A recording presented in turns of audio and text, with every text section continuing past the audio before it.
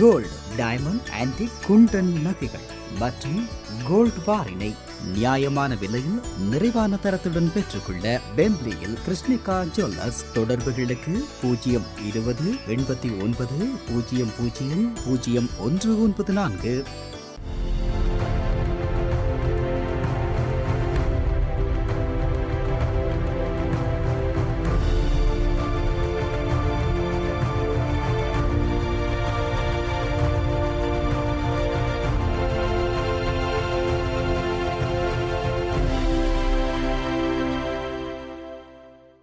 வணக்கம். ஐபிசி தமிழின் செய்தி வீச்சு உங்களை வரவேற்றுக் கொள்கிறது.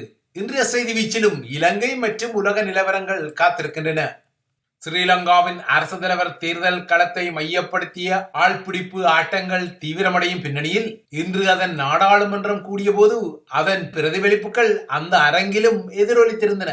அந்த வகையில் ராஜபக்சேக்களின் தரப்பிலிருந்து ரணில் விக்ரமசிங்கவை மையப்படுத்தி வெளிப்பட்ட ஆதரவு எதிர்ப்பு ஆட்டங்கள் காரணமான காய்ச்ச மூச்சுக்கள் ஸ்ரீ ஜெயவர்தனபுர அரங்கிலும் இன்று வெளிப்பட்டன.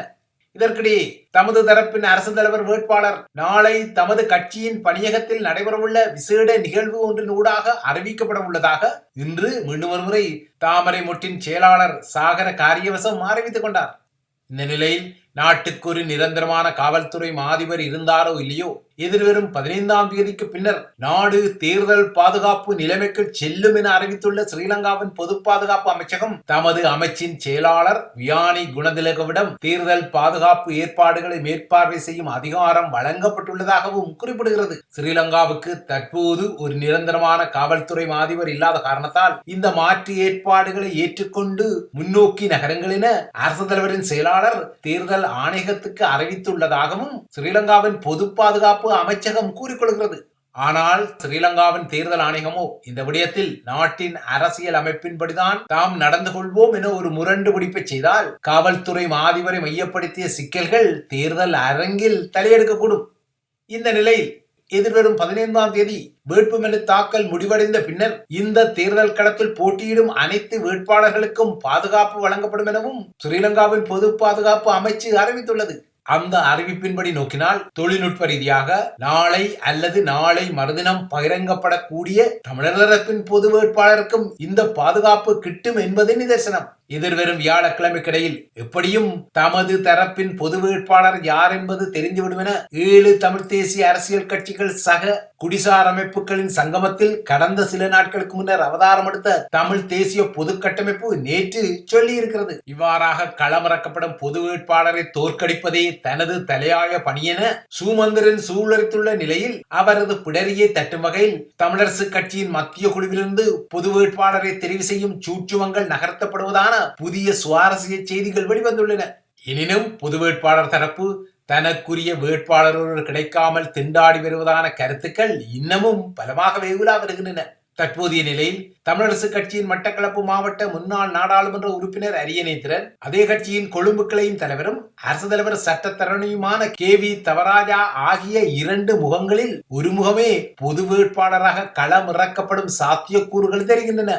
இந்த இருவரில் யாராவது ஒருவர் களமிறக்கப்பட்டாலும் அந்த முகம் தமிழரசு கட்சியின் மத்தியை மையப்படுத்திய முகம் என்பதால் பொது வேட்பாளரை தோற்கடிப்பதே தனது தலையாய பணி என சூளுரைக்கும் சுமோவுக்கும் இந்த விடயத்தில் சொந்த கட்சி வேட்பாளருடன் மரபுரி தரிக்க வேண்டிய ஒரு நிலைமை உருவாகும் என்பதும் அதனால் தமிழரசு கட்சி மேலும் கலகலத்துக் கொள்ளும் என்பதும் நிதர்சனமான விடயம்.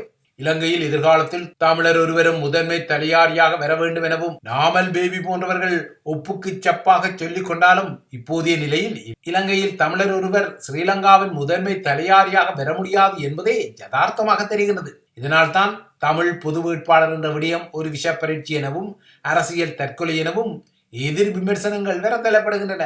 ஆனால் இவ்வாறான விமர்சனங்கள் வந்தாலும் மறுபுறத்தே பொது வேட்பாளரை ஆதரிக்கும் தரப்போ தமது தரப்பிலும் சில வியாக்கியானங்களை முன்வைத்துக் கொள்கிறது. அந்த வகையில் கட்சிகளாக இல்லாமல் தமிழினமாக சிந்தித்தே பொது வேட்பாளரை களமிறக்குவது என்ற முடிவு எடுக்கப்பட்டதாகவும் முள்ளிவாய்க்கால் பேரழிவுடன் சிதறியுள்ள தமிழ் தேசிய அரசியலை சீர் செய்யும் நகர்வு இது எனவும் குறிப்பிடும் தமிழ் தேசிய பொது கட்டமைப்பு சார்பு நிலையாளர்கள் இந்த திரட்சி நிலை இடம்பெற்றுவிடக் கூடாது என்பதற்காகவே தென்னிலங்கையின் சிங்கள அரசியல்வாதிகளும் சுமந்திரன் போன்ற தமிழ் அரசியல்வாதிகளும் இந்த தமிழ் பொது வேட்பாளர் என்ற விடயத்தை எதிர்ப்பதாகவும் குற்றஞ்சாட்டிக் கொள்கின்றனர். அத்துடன் தமிழர்களை கொன்றொழித்த ஸ்ரீலங்கா படைத்தளபதியான சரத் பொன்சேகாவை அரசு தலைவர் தேர்தல் களத்தில் ஆதரித்து பெரும் வரலாற்று தவறை செய்த தமிழினம் அவ்வாறான வரலாற்று தவறுகளை இனிமேலும் செய்யாமல் தமிழ் தேசிய அரசியலை செய்ய வேண்டிய தருணமாக தமிழ் பொது வேட்பாளர் அடையாளம் இருப்பதாகவும் வாதங்களை முன்வைக்கின்றார்கள். ஆனால் தமிழினமாக சிந்தித்து எடுக்கப்பட்ட முடிவுகள் ஏற்கனவே நிரூபிக்கப்பட்டதாகவும் 1977 வட்டுக்கோட்டை பிரகடனத்திலும் 2005 ஆண்டு இடம்பெற்ற ஸ்ரீலங்காவின் முதன்மை தலைவர் தேர்தலில் ரணில் வெற்றி பெற முடியாமல் தமிழ் மக்கள் புறக்கணிப்பு செய்தது போன்ற நகர்வுகள் தமிழினமாக சிந்தித்து எடுக்கப்பட்ட நகர்வுகள் தான் என்ற வாதங்களும் வருகின்றன. இது எவ்வாறோ தமிழ் பொது வேட்பாளரை எவ்வாறு கையாள்வது என்பது இனிமேல் தமிழ் வாக்காளர்கள் சார்ந்த முடிவாக போகின்றது என்பதே நிதர்சனம். இப்போதைய நிலையில் இலங்கையில் உள்ள தமிழ் பேசும் கட்சிகள், குறிப்பாக ஸ்ரீலங்கா முஸ்லிம் காங்கிரஸ், மனோ கணேசனின் தமிழ் முற்போக்கு கூட்டணி ஆகியன சஜித் பிரேமதாசாவுக்கு பின்னால் நின்றாலும் அதனை ஒத்து ஒரு நகர்வையே தமிழரசு கட்சியும் எதிர்வரும் நாட்களில் எடுக்கும் என ஊகிக்கப்பட்டாலும் நானும் விட்டேனா பார் என்ற வகையில் ரணில் வடக்கு கிழக்கு என அடுத்தடுத்து சுட்டுகிறார். கடந்த வார இறுதியில் யாழ்ப்பாணத்தில் நின்றவர் நேற்று மட்டக்களப்பில் நின்றார். ராஜாங்க அமைச்சர் வியாழேந்திரன் சக கிழக்கு ஆளுநர் செந்தில் தொண்டமானின் பிரசன்னத்துடன் மட்டக்களப்பில் தனக்குரிய தேர்தல் பரப்புரைகளை அவர் செய்து கொண்டார். இதற்கிடையே ஆச்சரியகரமான இன்னொரு விடயமாக 2022 ஆண்டில் ராஜபக்சேக்களை ஸ்ரீலங்காவின் ஆட்சி அதிகாரத்திலிருந்து துரத்திய அறகலையா எனப்படும் மக்கள் போராட்டத்தில் முக்கியமான ஒரு அங்கமாக இருந்த கருப்பு தொப்பி இயக்கத்தின் செயற்பாட்டாளர்கள் குழு ஒன்று ரணிலுக்கு தமது ஆதரவை வெளிப்படுத்தியுள்ளது. நேற்று இடம்பெற்ற ஊடக சந்திப்பில் இந்த ஆதரவை வெளிப்படுத்திய அந்த இயக்கத்தின் இணை அமைப்பாளர் ஹேமப்பிரிய கவிரத்ன இலங்கை தீவின் எதிர்காலத்துக்கான மூலோபாயத்தை கொண்ட ஒரே ஒரு வேட்பாளராக ரணில் இருப்பதாக சொல்லிக் கொண்டார். ஏனைய சிங்கள வேட்பாளர்கள் கடந்த காலத்தில் தோல்வியடைந்த பொருளாதார கொள்கைகளை நம்பியிருப்பதாகவும் அவர் விமர்சித்துக் கொண்டார். அத்துடன் ரணில் விக்ரமசிங்க தான் அறகலையாவில் முன்வைக்கப்பட்ட கோரிக்கைகளை படிப்படியாக நடைமுறைப்படுத்தி வருவதாகவும் அந்த வகையில் ராஜபக்ஷ குடும்பத்தை ஸ்ரீலங்காவின் அரசியலில் இருந்து வெளியேற்றும் நகர்வை அவர் நுட்பமாக செய்து வருவதாகவும் அவர் சான்றிதழ் வழங்க தலைப்பட்டார். இவ்வாறான நகர்வெளிச்சையின் ரணிலுக்கு இலங்கையில் மேலும் முன்னேற்றத்தை செய்ய இன்னொரு வாய்ப்பு வழங்கப்பட வேண்டும் என்பதே அறகலைய கருப்பு தொப்பிகளின் ரணில் தொப்பி போடுதலாக வெளிப்பட்டது. ஆனால் பொதுவாகவே அறகலைய முகங்களின் ஆதரவு ஜேவிபி மேற்பார்த்த தேசிய மக்கள் சக்தியின் வேட்பாளர் அனுரகுமார திசாநாயக்காவுக்கு வழங்கப்பட வேண்டும் என்பது கருத்தியல் ரீதியான ஒரு சித்தாந்தமாக வெளிப்பட்டாலும் அதற்கு மாறான நகர்வுகள் தற்போது வெளிவருகின்றன.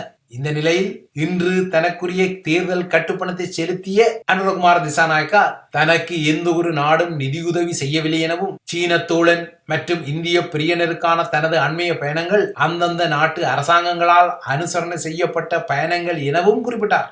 இதே போலவே தான் அண்மையில் தென்கொரியா, ஆஸ்திரேலியா, அமெரிக்கா, கனடா, ஸ்வீடன், பிரித்தானியா, ஜப்பான் ஆகிய நாடுகளுக்கு பயணங்களை செய்தாலும் அவ்வாறாக செய்யப்பட்ட பயணங்களுக்குரிய செலவு அந்தந்த நாடுகளில் உள்ள இலங்கையர்கள் தனக்கு வழங்கிய நிதி அனுசரணை எனவும் அவர் குறிப்பிட்டார்.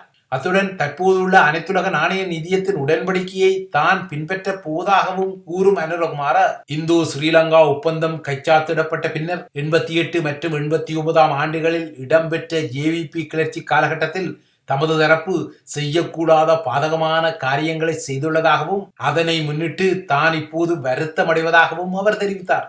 ஆனால் இவ்வாறாக ஜேவிபியின் கிளர்ச்சிக்காக சிங்கள பகுதிகளில் இடம்பெற்ற வன்முறைகளுக்காக கழிவிறக்கம் கொள்ளும் அதே அனுரகுமார திசாநாயக்கா தமிழர்கள் மீதான ராஜபக்சக்களின் கொடும் போருக்கு ஒரு காலத்தில் ஜேவிபியும் பங்களித்த போதும் அதற்குரிய வருத்தத்தை அவர் இந்த வேளை வெளிப்படுத்தவே இல்லை. ஏனெனில் தண்ணீரை விட உதிரம் தடிப்பானது என்பதை நிரூபிக்கும் ஒரு தலைவராகவே அனுரகுமார திசாநாயக்காவும் இருக்கின்றார். இவை இலங்கையை மையப்படுத்திய விடயங்கள். அடுத்து புலம்பெயர் நிலவரங்களை நோக்கிக் கொண்டால் பிரித்தானியாவில் கடந்த 2011 ஆண்டுக்கு பின்னர் மிக மோசமான வன்முறைகள் இடம்பெற்று வருகின்றன. நேற்றும் வட அயர்லாந்தின் பெல்ஃபாஸ்ட் நகர், டார்லிங்டன் மற்றும் பிளைமவுத் ஆகிய நகரங்களில் காவல்துறையினர் மீது தாக்குதல் நடத்தப்பட்டது. லண்டன் உட்பட கடந்த 6 நாட்களாக இங்கிலாந்தின் நகரங்களில் இடம்பெற்று வரும் குடியேறிகள் மற்றும் இஸ்லாமியர்களுக்கு எதிரான வன்முறைகள் தொடர்பாக இதுவரை 400 பேர் கைது செய்யப்பட்டு தடுத்து வைக்கப்பட்டுள்ளதாக காவல்துறை கூறுகிறது. சவுத்போர்ட் நகரத்தில் 3 சிறுமிகள் 17 வயதான ஒருவரால் கத்தியால் குத்தி கொல்லப்பட்ட பின்னர் இந்த வன்முறைகள் வெடித்திருந்தன. இந்த தாக்குதலை செய்தவர் ஒரு முஸ்லீம் புகலிட கோரிக்கையாளர் என பரப்பப்பட்ட வதந்தியால் குடியேறிகளை மையப்படுத்தி இந்த வன்முறைகள் வெடித்திருந்தன. இது புதிய பிரதமரான கேர் ஸ்டாமருக்கு முதலாவது கடுமையான நெருக்கடியாகவும் வந்துள்ளது. இந்த நிலையில் லண்டனில் ஈழத்தமிழர்கள் அதிகமாக வாழும் இடங்களில் ஒன்றான ஹரோவில் நாளை புதன்கிழமை 8 மணிக்கு பின்னர் அதிதீவிர வலதுசாரிகள் குறிவைக்க போவதான தகவல்கள் கிட்டியுள்ளதாக ஹரோ சட்ட மையத்தின் இயக்குனர் ஃபெமிலா பிட்ஸ் பேட்ரிக் ஒரு தகவலை வெளியிட்டதை அடுத்து நாளை இரவு அதிகமாக வெளியில் நடமாடுவதை தவிர்க்க வேண்டும் என்ற முன்னெச்சரிக்கைகள் தற்போது சமூக வலைதளங்களில் பரப்பப்பட்டு வருகின்றன.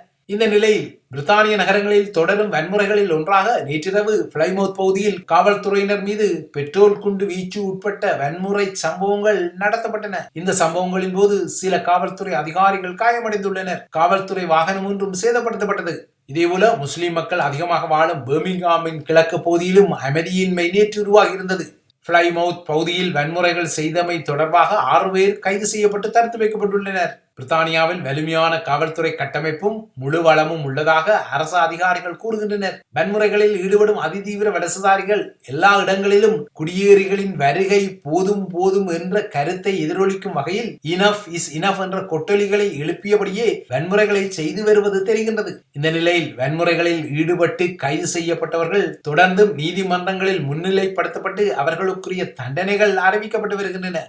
அடுத்து பங்களாதேஷின் நிலவரங்களை நோக்கிக் கொண்டால், பங்களாதேஷில் நேற்று இலங்கையில் கடந்த 2022ஆம் ஆண்டு ஜூலை மாதத்தில் தெரிந்த காட்சிகளுக்கு ஒப்பான காட்சிகள் தெரிந்தன. அந்த காட்சிகளுக்கு பின்னர் இன்று 2ஆம் நாள் பங்களாதேஷில் விடிந்தபோது அந்த நாடு நிச்சயமற்ற எதிர்காலம் ஒன்றுக்குள் புகுந்திருக்கின்றது. கடந்த சில வாரங்களாக பங்களாதேஷில் நடந்த அரசு எதிர்ப்பு போராட்டங்களுக்கு பின்னர் தனது பதவியை துறந்த பிரதமர் ஷேக் ஹசீனா இந்தியாவுக்கு நேற்று தப்பிச் சென்ற பின்னர் அவரது வதிவிடம் போராட்டக்காரர்களால் முற்றுகையிடப்பட்டு சூறையாடப்பட்டது. இந்தியா ஹசீனாவுக்கு உதவி கொள்வதாக போராட்டக்காரர்கள் நினைப்பதால் அவர்கள் தற்போது பங்களாதேஷில் உள்ள இந்து ஆலயங்கள் மீதும் தாக்குதல்களை நடத்தி வருகின்றனர். ஷேக் ஹசீனா பதவி விலகியதை கொண்டாட மக்கள் வீதிகளில் இறங்கினர். இந்த நிலையில் சிறையில் உள்ள முன்னாள் பிரதமர் கலிதா ஷியா மற்றும் அனைத்து மாணவர்களும் விடுவிக்கப்படுவார்கள் என அரசு தலைவர் முகமது ஷாபுதீன் அறிவித்துக் கொண்டார். இந்த நிலையில் இடைக்கால அரசாங்கம் ஒன்று பங்களாதேஷில் அமைக்கப்படும் எனவும் புதிய தேர்தல்கள் நடத்தப்படும் எனவும் நாட்டின் ராணுவ தளபதி அறிவித்தாலும் இது தொடர்பான மேலதிக விவரங்கள் ராணுவத்தால் வெளியிடப்படவில்லை. பிரதமர் ஷேக் ஹசீனா தற்போது இந்தியாவில் அஞ்ஞாதவாசம் செய்தாலும் அவர் அங்கிருந்து விரைவில் பிரித்தானியாவுக்கு செல்லக்கூடும் என எதிர்பார்க்கப்படுகிறது. நேற்று தலைநகர் டாக்காவில் கொள்ளையிடல் சம்பவங்கள் இடம்பெற்றன. நேற்று முன்தினம் அரசு எதிர்ப்பு போராட்டங்களில் 90 பேர் பலியான நிலையில் நேற்றும் 20 பேர் கொல்லப்பட்டனர்.